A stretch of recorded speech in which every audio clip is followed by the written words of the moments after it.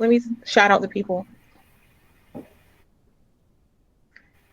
Hi, welcome back, everyone.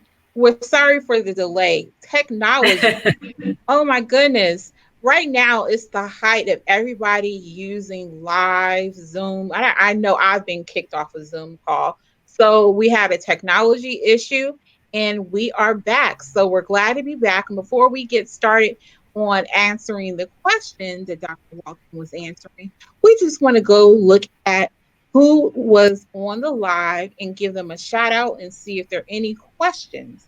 So let's do that really quick. 1 second. Hold on 1 second.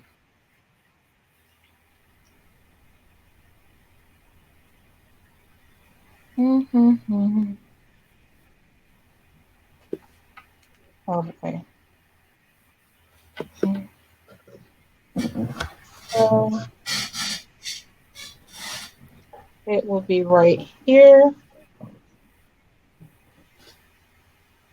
And then you will go look over at here, Andrew. Okay. So we had 65 views. So when you guys are watching this, it'll be really nice if you just hit the like button just for watching. It takes a lot of courage to actually do these type of interviews. So it'd be much appreciated if you hit like. And so we'll just like to say shout out to Shelly for tuning in, and also to Cynthia Williams for tuning in. Hi, Auntie. And to Shelly Poser, who's going to be a guest speaker next week. Mark Kreiner out in Arizona. What's up? And Therese, Therese Talbert. Oh, my friend out in Atlanta. And Dr. Ricky Galloway, Andrew's frat brother, and Angela in NYC. Thank you all for tuning in. Don't forget to hit like and Thank drop your you. comments and questions in the box. So now let's go back to our question. We're talking about a healthy organizational culture now in this COVID-19 environment. Things have been just so different, and things will never go back to how things were prior back in No. January. So why is it now more than ever that leaders lean in and make sure they're engaging with their employees and ensure that they have a healthy culture? Well, that's a good question, and you've been asking some really great questions today, and I really appreciate that, giving thought to the inclusion of persons with disabilities. So yes, it is extremely important that they lean in and really pay attention to their environments. So the same things that were in operation before COVID are the same things in operation today in terms of making sure that your environments are truly inclusive. And I sort of took some notes on what I thought that those things might really be. And that's creating an inclusive culture, first and foremost. And one way that we can sort of check in the pulse of if our environments are truly inclusive is do surveys of who is in our organization, right? So that individuals can come forward and be more comfortable in self-identifying, because the more you know who's a part of your organization, the better you can probably serve them. So I think that that's one thing. Organizations can certainly reach out to do some surveys and just do a check-in, to see if they're being accommodated appropriately, because that's really important. Right now that most of us are teleworking, technology is very significant at this point. And persons with disabilities, particularly persons who may be deaf or who are hard of hearing, are really struggling sometimes in the workplace of getting the technology right, having their meetings captioned and amplified on their phones and things like this, so that they can be a part of what's going on in the workplace. Broaden their talent practices. I don't think that they should slow down right now in terms of finding talent, persons with disabilities who are going to be looking for jobs. I mean, and it's going to be extremely competitive right now. I mean, when we return to the office, and I like to say return to the office because we're all working. Those of us who are fortunate enough to be able to work from home are working. So I think that the HR practices should be amped up, if you're ramped up even more so, to just find the talent that is out there so that they can sort of diversify their workforce, cast the net wider than it has been, and look at individuals with disabilities more. Really take this time to see that persons with disabilities have probably been more resilient, because and I can speak for, I'll use myself. Persons with disabilities, are comfortable and have been isolated for so long, working from home. It's Right. really not going to be a major challenge. So I think that, sort of ramping up or amping up the HR practices and ensuring that they cast the net wide to identify individuals that can diversify their workforces would be important. Fostering a wider awareness. Featuring, like, when they start doing their branding and their documents, including persons with disability stories in those documents. Branding, using persons with disabilities in their advertising and materials, so that again you show that, your environment that you're thinking about. Just because we're not in the workplace doesn't mean we're not there. So I think that stories that they use should be inclusive. And then prioritizing the access, and I think I talked about that earlier. Just prioritizing access for all, just making sure that just not only the structural barriers, because right now we don't have to deal with the structural barriers. With COVID, we're really worried about, or more sensitive to, how are individuals getting access to these meetings and information that is out there. And also, this is probably not something that they think about, but just giving tools of EAP, like employee assistance programs, really making that much more available and accessible. Because right now, individuals are going to need all kinds of strategies to reduce stress and to avoid further isolation that's going on, because they're not interacting with their colleagues. So just making sure that their persons with disabilities are not, sort of left out. Absolutely. And to add to what you were saying about the branding, you customers and clients want to do business with individuals and organizations who have the core values and have brands that reflect what who they are. So that's a very Yeah. valid point. They so that's why the branding is very important in the messaging. But also when you have mission statements and values, don't just say things that you're not actually doing. Walk the walk and actually implement these things and tie it to your business goals, because it's the right Hmm. thing to do, but it also will make a healthier bottom line for you as well. Absolutely. Absolutely. Absolutely. And thank you for bringing that up, because that's really important. And looking how agencies or organizations can stay, COVID is really just a wake up call as to what we should have been doing in the first place, and that is in terms So, of making everyone accommodated. yes. People with disabilities sometimes have a very difficult time getting telework, and I think this is really Yes. just showing now that, it can happen, and people can still be as productive, if not even more productive. Yes, 100% agree with that. I have been saying that and saying that because I have had challenges, so many challenges throughout my career with Hmm. being able to telework because of my disabilities. And I just literally chuckled about a month ago when I was talking to one, and they were like, "What's wrong with you, Zakiya?" I said, "Well, it's just ironic now that the whole world is now teleworking, when I was told Hmm. repeatedly before, when I was working on non-classified work, that it couldn't be done, but Hmm. really it was just the mindset of who I was working with that just didn't want to allow me to do it, because it could be done. Look, everyone is doing it now. So I totally 100% agree with you that it just had to do with the mindset of the supervisor at the time. And it Um, shift and this is going to shift the culture of how mhm, organizations are going to work. I think, like mhm, I said, I would didn't want a pandemic to happen. Absolutely not. Right. In order for us to get on board with what should have been Hmm. happening decades ago. Oh, If you really absolutely. talk, if you really want to walk the walk, or talk the talk, walk the walk, you really do you have to stand up and do it. I mean, Hmm. individuals are asking for accommodations. You know, I don't understand why they can't. Telework is generally one of the major ones. It doesn't cost any money. It doesn't. There's no cost associated with allowing an employee with a disability to telework. I Hmm. mean, I've never understood that psychology, but I think it goes back to what you talked about earlier, and it's that stigma of of thinking that they're not going to be able to perform, Hmm. and that Absolutely.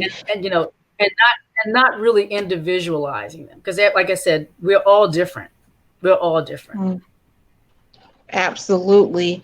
And Yeah. so now let's just unpack about talking about conscious and unconscious bias. What effects do you think that has on someone's mental health? Well, anytime, you know, you're always carrying around this albatross, because every time you walk into you enter a space, and you know that the person is, this they're saying these microaggressions, so to speak. It's always something that they're implying that you're always working against. And one example is a person, like persons, when persons have multiple disabilities, right? Like, for example, there are individuals who use wheelchairs and also happen to have mental illness, right? Or Right, a mental health right, challenge, right, if you will.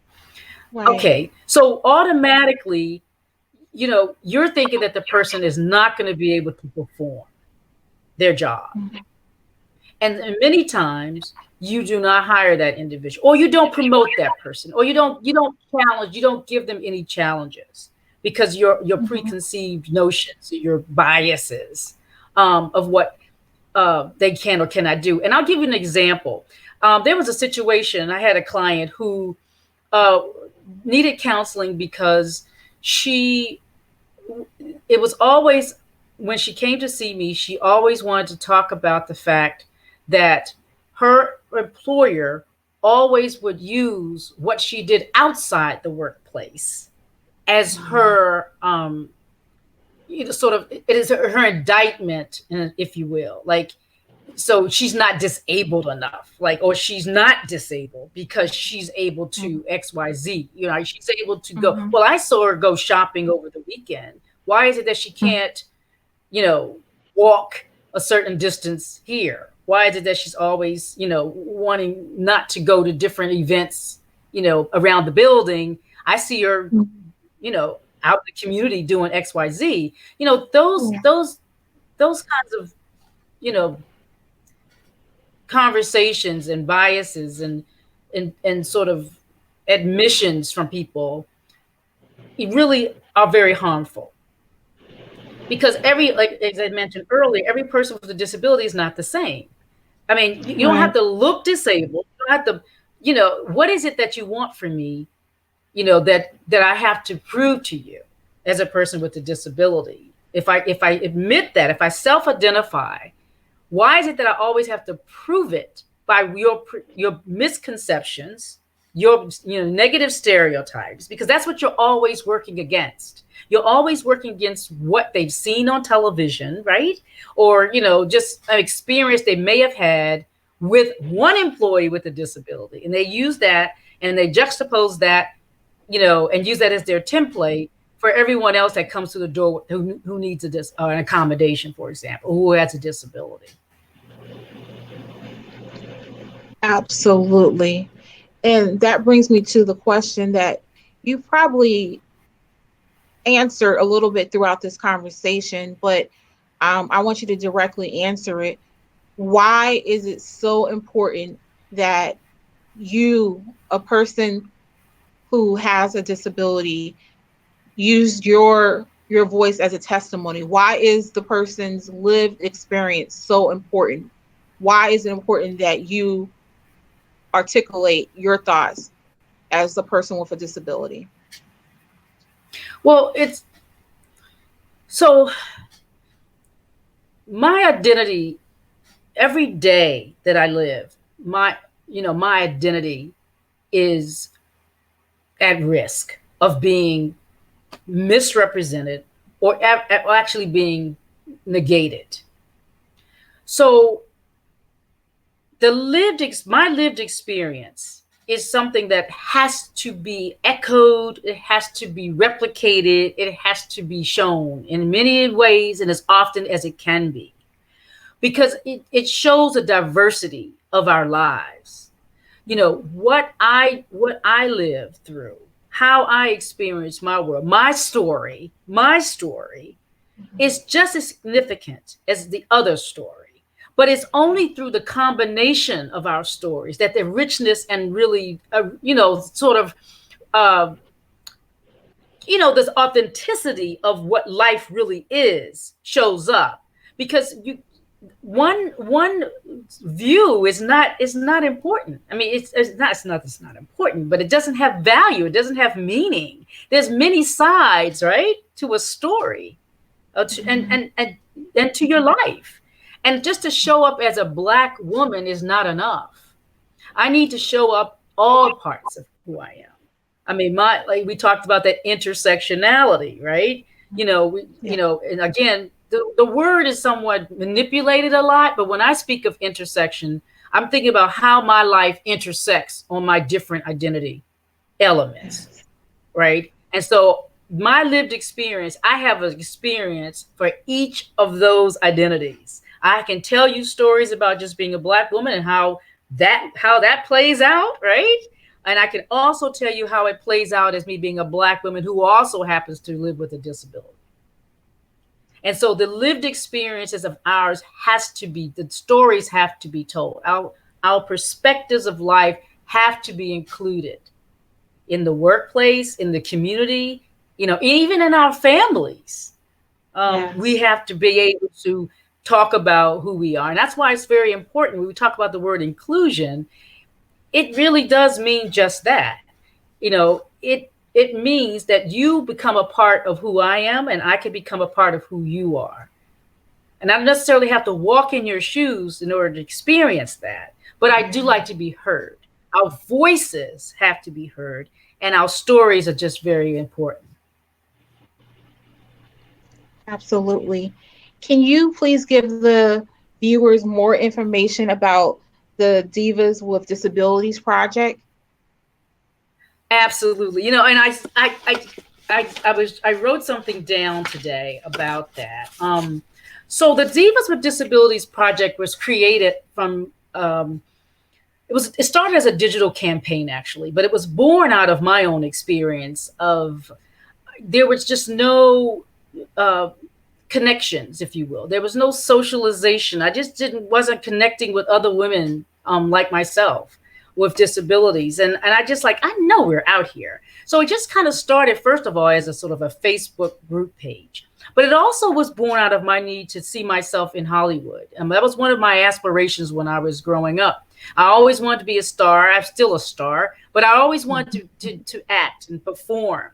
But I never saw images like myself out there on television. And I would go out and try for roles and I would do things and I was always denied. So it just came about that now I know that our identities, there we are not supposed to be excluded from this. We are beautiful, we are talented, we can be a part of this. So the Divas with Disabilities Project was created out of the need to sort of flip the paradigm on its head, to show what disability really looks like, to change the imagery and perspective. And we use women, Black women with disabilities. Diva means an empowered woman, Black or brown woman with a disability, to show that through our own media experiences, through our own lived experiences, if you will, that we could be a part of Hollywood too. And so we have casting agents. We do, we promote women through our various media platforms. So we have, dancers, artists, I mean, you name it, actors, and we perform if that's thing, if you will. That's our talent. And we connect and we network. We have also initiatives called the Global Divas Ambassador Program, where it's a mentoring program for women globally. We have women in Africa that are doing phenomenal work, just serving as a resource, serving as a mentor, if you will, and helping other individuals see what disability looks like. Empowered women who happen to live with a disability. And so we're just doing many projects. For COVID right now, we're working on getting funding for delivery services, for Zoom, so that we can pay for their Zoom program, Zoom platform, and also their LinkedIn, so that when this whole I guess environment changes, if when we return to work, if you will, then it's going to be a whole different game. There are a lot of people that may not get their jobs back. They may not have a job to go back to. And so we're paying for these services, LinkedIn services, so that they can do some job searching and networking and things like that. Okay. And through on your website, there's a way to donate. Yes, you can go to our website at the divaswithdisabilitiesproject.org and click the donate button, and it'll show you where your monies will be going to. As I said, we have several initiatives that we're funding, but COVID is really big right now. The COVID initiative to show, just to really help out in these areas of, like I said, food delivery services, LinkedIn, and having their own Zoom accounts. And I'm hoping that, that's going to be just a really lifesaver for a lot of these women. The women age, their ranges, it could be. I've seen divas on our site, members, if you will, as young as 18, if you will, all the way up to 65. People are across the lifespan, right, have disabilities, and Divas tries to serve as a support network for all of those women. And they're doing incredible work. And I invite everyone to go visit the website. And also, the wonderful thing about the Divas with Disabilities Project is that, again, it's taking a look at disability and, like I said, flipping it on its head, to show that diva. And it's like, wow, I never thought about that. And they're incredible women that are just doing amazing things. And I'm very, very proud to be the founder and leader of this phenomenal organization. Dr. Walton, that's wonderful. Um, we will Thank you. definitely be making a donation. Thank you. And do you have any Thank you. final thoughts to share with the listeners? I guess I want to say that if we can just keep in mind that, the way that we experience disability is that it is a human experience, and we shouldn't have to always have these conversations about separating disability, if you will. It should really be a more inclusive topic of discussion. For every topic we talk about, disability should be a part of it. It should not be sort of be these separate topics. Let's talk about disability. Well, where every topic that can be discussed, disability is in that space as well. We show up in every aspect of life and living. And I just think that we just need to talk about it more. And I do put the onus sometimes on persons with disabilities as well to self-disclose. I mean, to show up. I mean, I'll sometimes persons don't know that I'm an amputee because I wear a prosthetic, and it does mask it. And sometimes I can go into that, if you will, I don't want to use the word normalcy, but the way society sees a person who doesn't limp. I walk with a limp and I use a cane. And so, I will sometimes disclose that because they don't know that. And I feel that it's important that I do, because I don't ever want the accommodation piece to be missed. I don't want the responsibility to be missed, that we need to make things accessible for people who, Right. Have mobility disabilities. That's an excellent point. And Yeah. how And can on the last note, and I have to get my plug in about my book. So yes. my memoir, if you will, Shattered Dreams, Broken Pieces. You can find more about that book on my book on my website at donnawalton.com. And talk a little bit about it. What inspired you to write it? Well, of course, my life experience inspired me to write it. I lost my leg when I was 18 years old, and I learned that along that journey that there were just many principles that got me through it. And then, so the subtext of the book talks about faith, resilience, and reinvention. And I just show that just because something happens to you doesn't mean that that has to be your narrative. And so my Yeah, book really talks about these living principles that helps you sort of get through life when adversity sort of meets you at the door. What do you do with that? Right? Do you become the adversity, or do you become something else? And that's what the reinvention is all about. And I've been reinventing myself all along the way, a long time, and I will continue, because I think that you can rebrand, retool, reshape yourself as many times over as you like to. There's no end point. There's no end game in this. absolutely. No end game in that. Thank you Yes. so much, Dr. Walton. You Sure. dropped some wonderful knowledge. Thank you to everyone who's tuned in. We appreciate you. Dr. Thank Ross, you. thank you for watching. Shelly, thank you. And for everybody else who tuned in, thank you. And we'll see you next time. We appreciate you. Don't forget to like, love it, and follow me on um Instagram, Game Changer Chat, and also join my new Facebook group, bit um uh bit.ly/DEIGC. And we'll see you next time. We enjoyed it. Okay. Thank you. Bye. All right. Thank you very much. All right. Take You're care. welcome. Take care. Uh, Goodbye, everyone.